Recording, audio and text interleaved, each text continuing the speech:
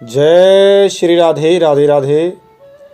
प्रिय बंधुओं, प्रिय साथियों, आज एक बहुत ही सुंदर प्रश्न फिर सामने आया है और पूछा है, बताओ जी कालियावन कौन था और कालियावन नाम कैसे पड़ा। तो साथियों, आपने बहुत ही सुंदर प्रश्न किया है और आपके प्रश्न का हम उत्तर देने के लिए जा रहे हैं। दिव्य ग्रंथ कॉपी कोड K2 का 44 K2 का 44 से हम देने के लिए जा रहे हैं और ये BP सेकंड 81 356 और BP 81 113 से। तो साथियों सुनिए, आपके प्रश्न का उत्तर यहाँ से है कि जो कालियावन था गर्गाचार्य जी का पुत्र था और गर्गाचार्य जी ने 12 वर्ष तक लोह का चूर्ण खाकर शंकर जी की साधना की थी। शंकर जी प्रसन्न हो गए, बोलिए क्या चाहते हैं। गर्गाचार्य जी बोले, अगर आप मुझे देना चाहते हैं तो ऐसा पुत्र दीजिए जिसे कोई भी यादव, कोई भी मथुरा के रहने वाले, कोई भी यादव उसे न मार सके। शिवजी प्रसन्न थे और उन्होंने वही वरदान दे दिया, तथास्तु। और एक अप्सरा थी, उससे संसर्ग होने से और वहाँ पर कालियावन पैदा हुआ।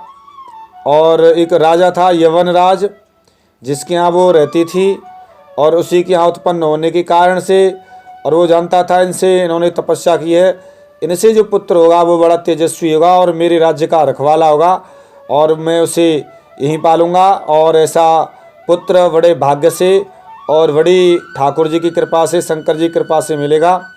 तो इस तपस्या को जानते हुए यवनराज ने उसको वहीं जो अप्सरा थी और वो वहीं रहती थी, उसी को गर्गाचार्य जी के पास भेजा और उसके जो पुत्र हुआ उसका नाम कालयवन रखा था उस राजा ने। इस कारण से उसका नाम कालियावन पड़ा था, क्योंकि कालियावन नाम यवनराज के यहाँ पालन होने से और उस यवनराज ने नाम रखा था कालियावन और उसी यवनराज के कारण से नाम पड़ा और उसी के राज्य का अधिकारी हुआ कालियावन। बड़ा योद्धा था, उसे कोई भी परास्त नहीं कर सकता था और यादव तो कोई भी नहीं परास्त कर सकता था, क्योंकि वरदान था शंकर जी का। इस कारण से और बड़ा उसको लेने के लिए, अपने पक्ष में करने के लिए जरासंध जानता था इसे कोई भी यादव नहीं मार सकता, मथुरेश कोई नहीं मार सकता इसे। इसीलिए अगर ये मेरे साथ युद्ध करने के लिए चलेगा तो मैं विश्व विजयी हो जाऊंगा। और अपना मित्र बनाया और मित्र बनाने के पश्चात में उसे लड़ने के लिए जरासंध मथुरा में लाया था और मथुरा में लाकर भगवान श्री कृष्ण जी आगे आगे भागते गए और कालियावन पीछे पीछे। और जहाँ मुचकुंद जी सो रहे थे, मुचकुंद जी सो रहे थे बहुत समय से, उनके ऊपर भगवान श्री कृष्ण जी ने अपना पटका डाल दिया था।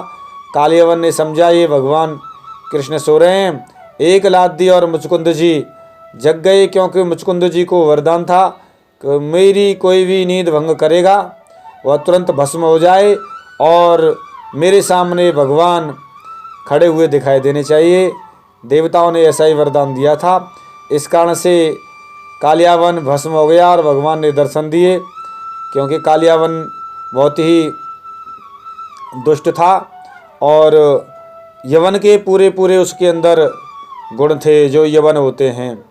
लेकिन जरासंध उसे लेकर आया था रणनीति से और इस कारण से भगवान के उसे दर्शन हुए, तो वो भी बड़ा पुण्यशाली ही था। तो साथियों, मुझे ऐसा लगता है आपके प्रश्न का उत्तर पूरा हुआ।